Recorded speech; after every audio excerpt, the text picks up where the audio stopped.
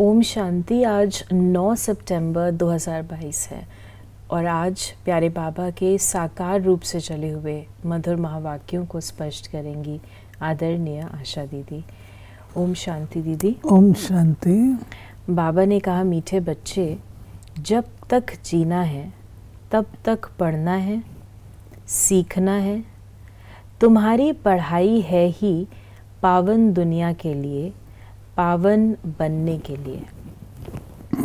हम लोग छोटे होते थे तो पूछते थे ये पढ़ाई खत्म कब होगी। तो जवाब मिलता था जिस दिन आप देवता बन जाएंगे उस दिन पढ़ाई खत्म हो जाएगी। तो समझ में आ गया कि ये तो निरंतर पढ़ते रहना है। बाबा ने भी आज कहा कि तुमको पढ़ना है, जब तक जीना है तब तक पढ़ते रहना है, बीच में छोड़ना नहीं है। अगर पढ़ाई छोड़ देंगे तो रिवर्स गियर में गाड़ी चली जाएगी। प्रश्न है, बाप किस गुण में बच्चों को आप समान बनाने की शिक्षा देते हैं? बाबा कहते हैं, बच्चे जैसे मैं निरहंकारी हूँ ऐसे तुम बच्चे भी मेरे समान निरहंकारी बनो। ईगोलेस। बाप ही तुम्हें पावन बनने की शिक्षा देते हैं। पावन बनने से ही बाप समान बनेंगे। क्योंकि ईश्वर बाबा एवर पावन है, एवर पूज्य है। हम आत्माएं तो पावन भी बनती हैं तो पतित भी बनती हैं। तो बाबा कहते हैं कि मैं एवर वो हूँ, इसलिए मेरे समान पढ़ाई के द्वारा मेरे समान बनो। दूसरा प्रश्न है, जब बुद्धि अच्छी बनती है तो कौन से राज बुद्धि में स्वतः बैठ जाते हैं? मैं आत्मा क्या हूँ? मेरा बाप परमात्मा क्या है? उनका क्या पाठ है? आत्मा में कैसे अनादि पाठ भरा हुआ है जो बजाती ही रहती है? ये सब बातें अच्छी बुद्धि वाले ही समझ सकते हैं। पार्ट, छोटी सी बिंदु आत्मा में इतना पार्ट भरा हुआ है, इसको समझने के लिए बहुत रिफाइन बुद्धि चाहिए। गीत है, धीरज धर मनुआ। ओम शांति। बेहद का माँ बाप मिला तो धीरज मिला। किसको? आत्माओं को व जीवात्मा बच्चों को। आत्मा एक छोटी सी बिंदी है। दुनिया में एक भी मनुष्य नहीं जिसकी बुद्धि में हो कि आत्मा एक बिंदी मिसल स्टार है। तुम जानते हो कि हमारी इतनी छोटी सी आत्मा में 84 जन्मों का 5000 वर्ष का पाठ है। दूसरी आत्माओं में तो इतना पाठ भरा हुआ नहीं है। मनुष्यों की बुद्धि कितनी कमज़ोर हो गई है जो समझती नहीं है। परमात्मा के लिए तो नहीं कहेंगे कि वो 84 जन्म व 84 लाख जन्म लेते हैं, नहीं। फिर बाबा ने कहा कि तुम्हारे में भी कोई है जो इन बातों को जानते हैं फिर भूल जाते हैं। ये धारणा करनी है, करना और औरों को समझाने के लिए। बाप परमपिता परमात्मा को करन करावन हार कहा जाता है। वो भी करते हैं सिखलाने के लिए। उनको निराकार निरअहंकारी कहा जाता है। उनका अर्थ भी कोई समझ न सके। ये गुण बच्चों को ही सिखलाते हैं। बच्चों को भी ऐसा निरअहंकारी बनना है। ज्ञान सागर है तो ज्ञान भी सुनाना पड़े ना। बाबा देखिए, एक चीज़ जो वो धीरे धीरे व्यक्ति के व्यक्तित्व में आ जाती है, अगर थोड़ी योग्यताएं आ जाती हैं, थोड़ा ज्ञान हो जाता है तो अहम बोलना शुरू कर देता है, पंडिताई हो जाती है, दूसरे को निम्न समझना शुरू कर देते हैं, अपने आप को बहुत बड़ा ज्ञानी मानना शुरू कर देते हैं। तो बाबा ने कहा ऐसा नहीं कहा। जितने ज्ञान होंगे उतने निरंकारी होंगे, निर्माणचित होंगे। ये चीज़ हमको बाबा से सीखनी है। अंत तक कर्मातीत अवस्था को पाना है। आत्मा को योग से ही पवित्र बनाना है। जितना योग में रहेंगे तो तुम्हारी आत्मा गोल्डन एज में जाएगी। फिर आयरन एज में न आत्मा को न शरीर को रहना है। हम पढ़ते ही हैं पावन दुनिया में आने के लिए। ये ऐसी गुहे बातें हैं जो कोई कब समझा ना सके।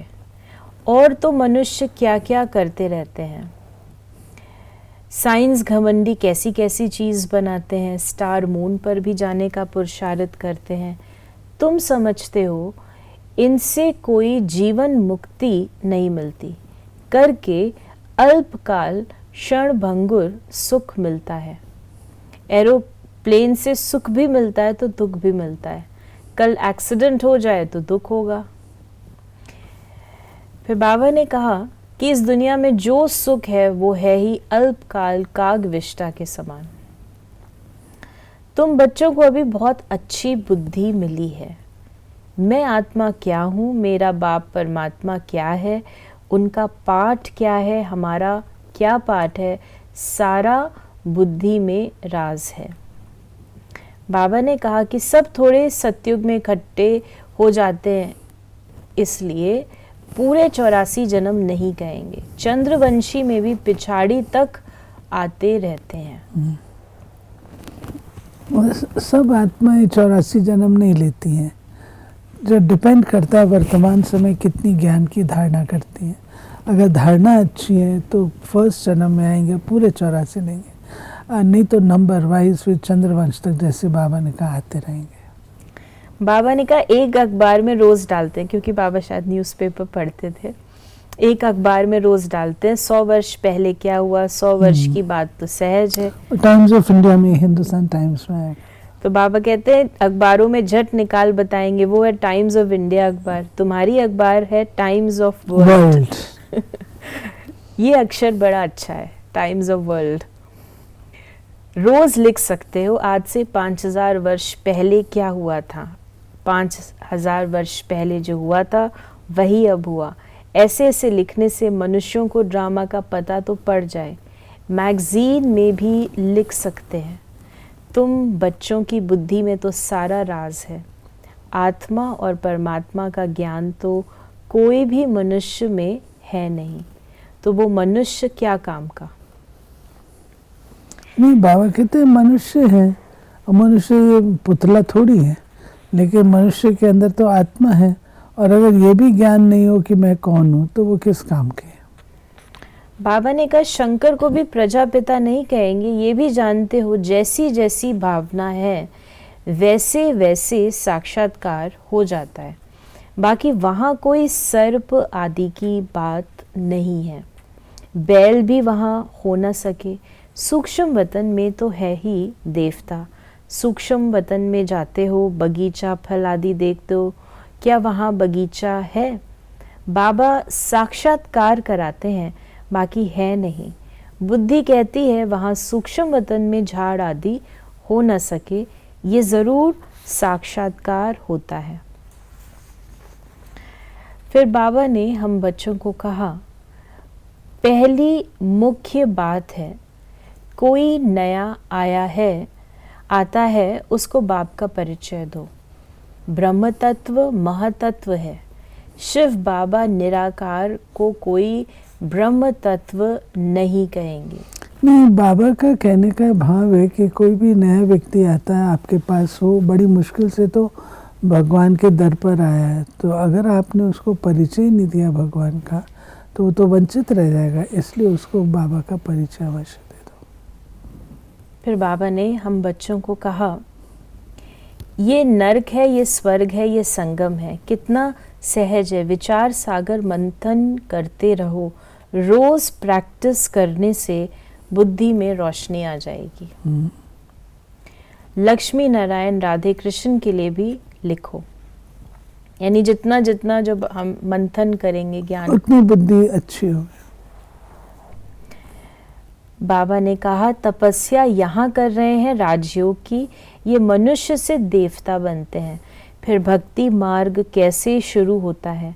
जो जो जिस जिस धर्म के हैं उसमें ही फिर आएंगे। कितना सहज है, उन पर ही समझाना है। आत्मा क्या है, परमात्मा क्या है, उनमें अनादि पाठ नूंधा हुआ है। सतयुग में हम सुख का पाठ बजाएंगे, इतने जन्म लेंगे, शमशान में भी जाकर किसको समझा सकते हो? जब तक मुर्दा जल जाए तब तक बैठ सत्संग करते हैं, तुमको कोई रोकेगा नहीं। तो यानी बाबा कहते हैं कि चांस लेना चाहिए, चांस लेकर के ज्ञान जो है वो देना चाहिए। बाबा ने कहा कि सिर्फ पुरुषार्थ की बात है, टाइम तो बहुत है। सवेरे मंदिरों में चले जाओ, आओ तो हम तुमको लक्ष्मी नारायण की जीवन कहानी सुनाए। भक्ति मार्ग में यज्ञ, तप, तीर्थ आदि करते करते तुम एकदम कौड़ी मिसल बन पड़े हो। फिर शास्त्रों ने क्या सहायता की? हम आपको सच बतलाते हैं, सच ही सहायता करते हैं। फिर बाबा ने आज हमें वरदान दिया। इसमें जो शुरू में आपने पढ़ा इसका, जो हमने कहा कि सच बतलाते हैं, कौड़ी मिसल बन पड़े हो। हाँ, भक्ति मार्ग के यज्ञ तीर्थ करते हुए कौड़ी मिसल बन हाँ एकदम, क्योंकि कोई भी उन्नति नहीं हुई ना। इतनी सब भक्ति का विस्तार आज की डेट में भी है, परंतु कंडीशन क्या है? सुधार तो नहीं हो रहा ना। तो सुधार होता है समझदारी से, वो ज्ञान है। तब बाबा कहते हैं ज्ञान सुनो। वरदान है, अपने मस्तक पर सदा बाप की दुआओं का हाथ अनुभव करने वाले विघ्न विनाशक भव। विघ्न विनाशक वही बन सकते जिनमें सर्व शक्तियाँ हों। तो सदा ये नशा रखो कि मैं मास्टर सर्वशक्तिवान हूँ। सर्व शक्तियों को समय पर कार्य में लगाओ। कितने भी रूप से माया आए, लेकिन आप नॉलेजफुल बनो। बाप के हाथ और साथ का अनुभव करते हुए कंबाइन रूप में रहो। रोज अमृत वेले विजय का तिलक स्मृति में लाओ। अनुभव करो कि बाप दादा की दुआओं का हाथ मेरे मस्तक पर है, जो विघ्न विनाशक बन सदा, तो विघ्न विनाशक बन सदा निश्चिंत रहेंगे। और स्लोगन है, ये कितना अच्छा बाबा ने कहा, सदा महसूस करो कि बाबा का हाथ हमारे ऊपर है। स्लोगन है, सेवा द्वारा अविनाशी खुशी की अनुभूति करने और कराने वाले ही सच्चे सेवाधारी हैं। तो ये थे बाबा के आज के मधुर महावाक्यों का स्पष्टीकरण। यदि आपके मन में कोई सवाल है तो मैसेज या व्हाट्सएप करें 8826599309 पर।